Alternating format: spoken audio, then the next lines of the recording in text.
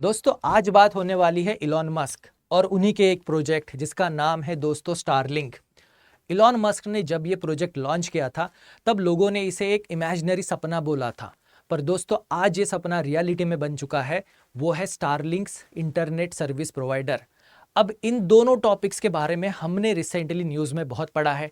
तो भारत में जो न्यूज़ चल रही है दोस्तों पिछले कुछ दिनों में वो ये है कि भारत की दो बड़ी इंटरनेट सर्विस प्रोवाइडर कंपनीज और मोबाइल सर्विस प्रोवाइडर कंपनीज कौन सी, तो भाई जियो और एयरटेल, इन दोनों कंपनियों ने दोस्तों स्टारलिंक के साथ पार्टनरशिप की है ताकि वो भारत में स्टारलिंक की इंटरनेट सर्विसेज जो है वो हमारी आम जनता को अवेलेबल करा सके।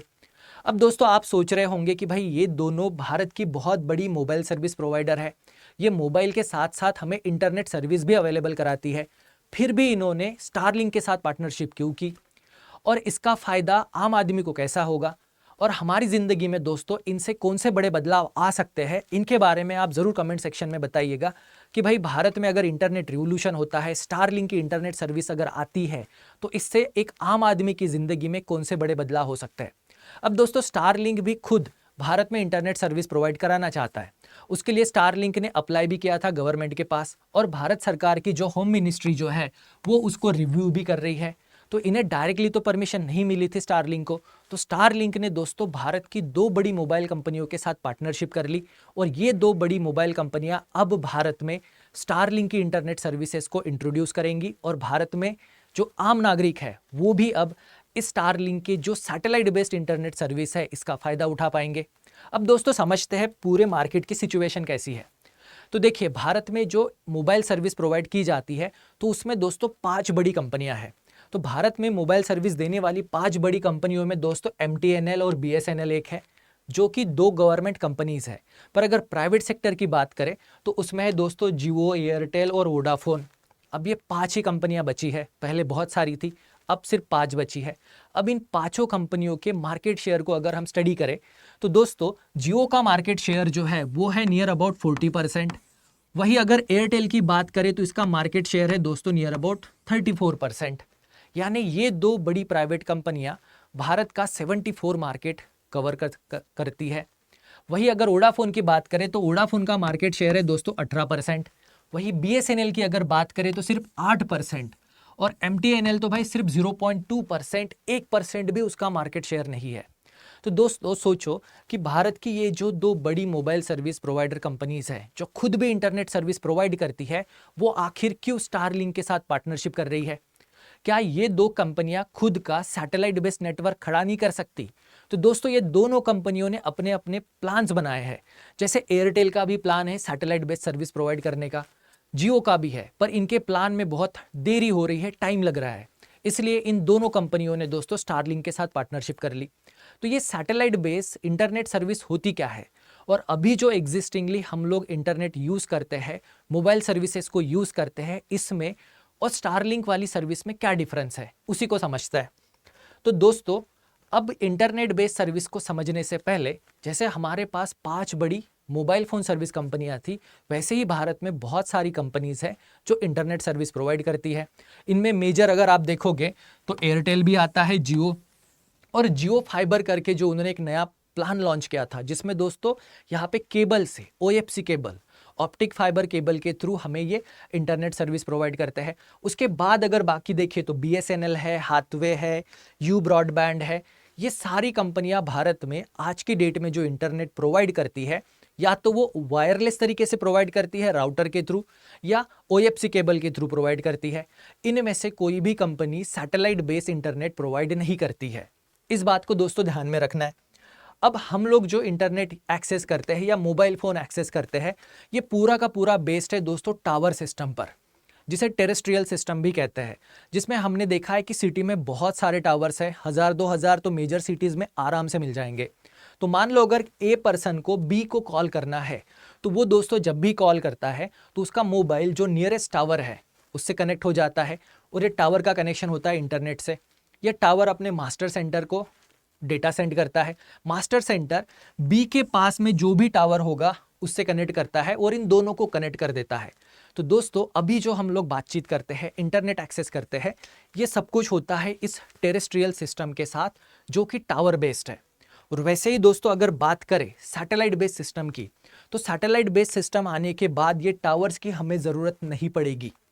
तो दोस्तों आने वाले 10 से 15 सालों में या 20 सालों में आप देखोगे कि हमारी सिटीज़ में जितने भी मोबाइल टावर्स हैं वो सब के सब गायब हो जाएंगे, एक भी टावर नहीं दिखेगा। तो फिर हम लोग मोबाइल सर्विस और इंटरनेट सर्विस कैसे एक्सेस करेंगे? तो उसे हम लोग एक्सेस करेंगे दोस्तों इंटरनेट के थ्रू। तो जैसे मान लीजिए ये आपका कंप्यूटर है या जिस पर आप अभी वीडियो देख रहे हो, तो ये राउटर से कनेक्ट होगा। अब ये राउटर जो है ये किसी टावर से कनेक्ट नहीं होगा, बल्कि ये राउटर एक सैटेलाइट से कनेक्ट होगा। तो ये राउटर सिग्नल भेजेगा सैटेलाइट को, सैटेलाइट उस सेंटर को भेजेगा दोस्तों एक मास्टर सेंटर को, जो कनेक्ट होगा इंटरनेट से। इंटरनेट से डेटा रिट्रीव करने के बाद ये डेटा वापस इस टावर कंट्रोल पे आएगा और इस टावर कंट्रोल से वापस आपके मोबाइल और वीडियोस आप देख पाओगे। तो दोस्तों इस तरह से सैटेलाइट बेस्ड सिस्टम जो है ये डिफरेंट होती है। और अगर सैटेलाइट बेस्ड सिस्टम इस्टेब्लिश हो गई स्टारलिंक की तरह, तो हमारी सिटीज़ में से ये टावर्स जो है वो चले जाएंगे। ये तो है डिफरेंस दोस्तों सैटेलाइट बेस्ड सिस्टम और टावर बेस्ड सिस्टम या टेरेस्ट्रियल बेस्ड सिस्टम। अब स्टारलिंक क्या है? तो दोस्तों स्टारलिंक जो है ये एलॉन मस्क की एक कंपनी है, स्पेसएक्स।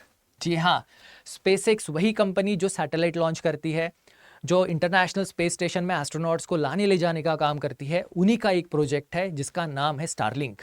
और स्टारलिंक प्रोजेक्ट को दोस्तों एलॉन मस्क ने लॉन्च किया था 2019 में।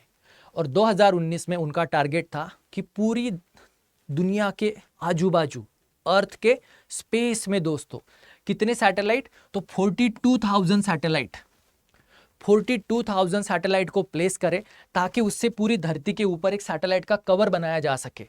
और इन सैटेलाइट को प्लेस किया जाना था लोअर अर्थ ऑर्बिट में। अब ये लोअर अर्थ ऑर्बिट जो है ये हमारी अर्थ से, धरती से कम 2000 किलोमीटर की हाइट पर जितने भी सैटेलाइट प्लेस होते हैं उसे कहते हैं। तो एलॉन मस्क 42,000 सैटेलाइट को प्लेस करना चाहता है कितने अल्टीट्यूड पे, कितनी हाइट पे? तो वो हाइट है दोस्तों 547 किलोमीटर, इतनी कम ऊंचाई पर। और 42,000 सैटेलाइट प्लेस करने का इनका प्लान था।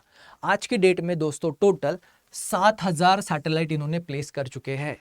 देखिए 7,000 सैटेलाइट स्टारलिंक ऑलरेडी स्पेस में प्लेस कर चुका है, जिसके वजह से ये इंटरनेट सर्विस और मोबाइल सर्विस दोनों को प्रोवाइड करता है कुछ सिलेक्टिव रीजन्स में।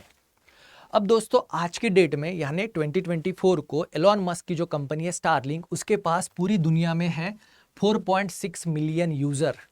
और ये कितने देशों में? तो ये 100+ देशों में। अब जियो, एयरटेल ये भारत में ही ऑपरेट करता है, पर स्टारलिंक देखो ये अपने नेटवर्क के बेसिस पर दोस्तों पूरी दुनिया में मोबाइल सर्विस प्रोवाइड करेगा।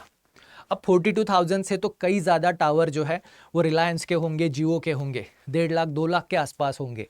पर एलॉन मस्क सिर्फ 42,000 सैटेलाइट के बेसिस पर पूरी दुनिया को इंटरनेट और मोबाइल से कनेक्ट करेगा। तो अगर आप पैसिफिक ओशन के किसी भी कोने में चले जाओ, इंडियन ओशन के किसी भी कोने में चले जाओ, तो भी वहाँ पर आपको मोबाइल कनेक्शन मिलेगा, इंटरनेट कनेक्शन मिलेगा। ये है दोस्तों इसका बेनिफिट। अब यहाँ पर प्रॉब्लम कहाँ पर है? प्रॉब्लम आती है दोस्तों कॉस्ट, पैसा और स्पीड। अभी यूएसए में जो स्टारलिंक सर्विस प्रोवाइड करता है तो वो दोस्तों वहाँ पर बहुत कॉस्टली है। यूएसए की जो ट्रेडिशनल इंटरनेट सर्विस है, जैसे कि OFC केबल से जो आती है या वायरलेस तरीके से जो आती है, उनके कंपैरिजन में बहुत कॉस्टली है। तो यूएसए में ये $120 पर मंथ की कॉस्ट आती है, जो इसको महंगा बनाती है। उसके साथ हमें इसको एक्सेस करने के लिए कुछ इक्विपमेंट खरीदने होते हैं, तो उनकी कॉस्ट भी दोस्तों नियर अबाउट $350 के आसपास है, जो भी इसे महंगा बनाती है। पर इसकी स्पीड जो है, इसकी स्पीड बहुत कम है, वो है दोस्तों सिर्फ 220 Mbps। यानी दोस्तों ये सर्विस तो कॉस्टली है पर इसकी स्पीड भी कम है इंटरनेट की। पर भाई ये मोबाइल सर्विसेज इसकी बहुत सस्ती आती है। तो दोस्तों स्टारलिंक के सिस्टम के बारे में अगर पूछा जाए तो याद रखिएगा ये सिस्टम बहुत कॉस्टली है। इसका मंथली चार्ज भी बहुत ज़्यादा आएगा, इनिशियल सेटअप कॉस्ट भी बहुत ज़्यादा आएगा और स्पीड भी जो है वो बहुत कम रहेगी। पर इसके कुछ बेनिफिट भी है और मोबाइल सर्विस जो है इसकी बहुत ही सस्ती है। अब इसके बेनिफिट में कौन सी चीज़ें आती है? तो बेनिफिट में दोस्तों हमें स्टारलिंक को अगर एक्सेस करना है तो हमें ये डिश खरीदनी होगी, राउटर खरीदना होगा और इसे हम लोग कहीं से भी एक्सेस कर सकते हैं। आप हिमालय के किसी भी कोने में चले जाओ, अरुणाचल प्रदेश में किसी भी कोने में चले जाओ, या जो डीप फॉरेस्ट एरिया है छत्तीसगढ़, कहीं पे भी चले जाओ, तो भी आप बस अपनी डिश को सेट करके इंटरनेट सर्विस एक्सेस कर पाओगे। मोबाइल फ़ोन भी आप एक्सेस कर पाओगे। इसीलिए देखो दोस्तों, रशिया यूक्रेन वॉर में यूक्रेनियन आर्मी भी जो है वो सबसे ज़्यादा स्टारलिंक का यूज़ कर रही है। अब स्टारलिंक के इंटरनेट को अगर हम लोग हमारे ब्रॉडबैंड के साथ कंपेयर करें तो यहाँ पर देखो आपको ना बहुत सारे डिसएडवांटेज दिखते हैं। जैसे कि स्टारलिंक की स्पीड जो है वो 220 Mbps तक की आती है, जबकि ब्रॉडबैंड जो है, जो कि OFC केबल से जो आता है, उसकी स्पीड जो है दोस्तों बहुत ज़्यादा यानी 1 Gbps तक है। दूसरा पॉइंट है लेटेंसी। लेटेंसी यानी अगर मैं आपको मैसेज सेंड करता हूँ तो मैसेज आपको कितने टाइम में डिलीवर होगा। अगर ब्रॉडबैंड के थ्रू मैं आपको मैसेज सेंड कर रहा हूँ तो वो मैसेज आपको दोस्तों मिल जाता है 10 से 15 मिलीसेकंड के अंदर। पर वही अगर स्टारलिंक को यूज़ करें तो इसको लगते हैं दोस्तों 20 से 40 मिलीसेकंड, यानी लेटेंसी भी ज़्यादा है, स्पीड भी कम है, और दूसरा इसे एक्सेस करने के लिए हमें चाहिए होता है डिश और राउटर। जबकि ब्रॉडबैंड को एक्सेस करने के लिए भाई एक OFC केबल और राउटर हम सर्विस को एक्सेस कर पाते हैं। तो दोस्तों ये था कंपैरिजन बिटवीन ब्रॉडबैंड और स्टारलिंक। स्टारलिंक जो satellite based internet service provide करता है। अब इसी को अगर हम स्टडी करें ये किस तरह से काम करेगा, तो भाई यहाँ पर सिंपल है, यूज़र जो है वो डेटा इस डिश के थ्रू सेंड करेगा सैटेलाइट को, और स्टारलिंक के जितने भी सैटेलाइट है इनमें से कोई भी इस सिग्नल को रिसीव करेगा।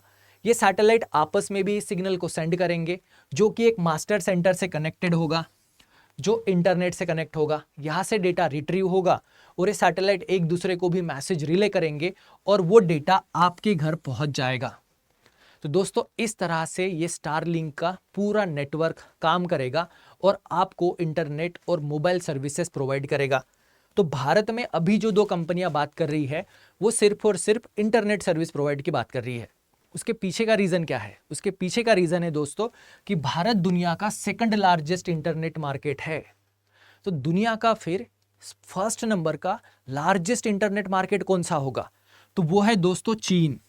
चीन दुनिया का सबसे बड़ा मोबाइल फोन मार्केट एरिया है। चीन जो है दोस्तों वो दुनिया का सबसे बड़ा मोबाइल सर्विस का मार्केट है। दूसरा भारत है और तीसरा है दोस्तों USA। अब यहाँ पर भारत सेकंड लार्जेस्ट मार्केट होने के बावजूद 670 मिलियन लोग हमारे देश में ऐसे हैं जिनके पास इंटरनेट एक्सेस नहीं है। मोबाइल फ़ोन एक्सेस तो होगा पर इंटरनेट एक्सेस नहीं है। ऐसे इन 670 मिलियन लोगों को हम लोग इंटरनेट से कनेक्ट कर सकते हैं, इन्हें इंटरनेट सर्विस प्रोवाइड कर सकते हैं। उससे क्या होगा? तो उससे दोस्तों भारत में जो डिजिटल डिवाइड है, डिजिटल डिवाइड, इस कंसेप्ट के बारे में आपने सुना होगा। डिजिटल डिवाइड एक अर्बन और रूरल एरिया के बीच में लोगों को एक्सेसिबल नहीं होता, रिच और पुअर लोग जो है उनको एक्सेस नहीं होता, मेल और फीमेल इनके बीच में जो इंटरनेट डिस्पैरिटी दिखती है, या रूरल एरिया में या जो बहुत ही दुर्गम ऐसे भाग है वहाँ पर हमें मोबाइल सर्विस, इंटरनेट सर्विस अगर प्रोवाइड करनी है तो दोस्तों स्टारलिंक हमें हेल्प करेगा भारत से डिजिटल डिवाइड को हटाने के लिए, और सारे भारतीयों को हम लोग इंटरनेट का एक्सेस दे पाएंगे अच्छी स्पीड के साथ रिमोट एरिया में, ऐसे एरियाज़ में जहाँ पर OFC केबल नेटवर्क नहीं है या जहाँ पर हमारे पास टावर सिस्टम नहीं है। जैसे अरुणाचल प्रदेश ले लो, लद्दाख ले लो, इन एरियाज़ में भी हम लोग इंटरनेट सर्विस जो है वो स्टारलिंक से दोस्तों प्रोवाइड कर पाएंगे। तो दोस्तों आप क्या क्या ख्याल है इस बारे में? क्या भारत ने स्टारलिंक सर्विस को अलाउ करना चाहिए? क्या भारत में हमने इसको प्रमोट करना चाहिए?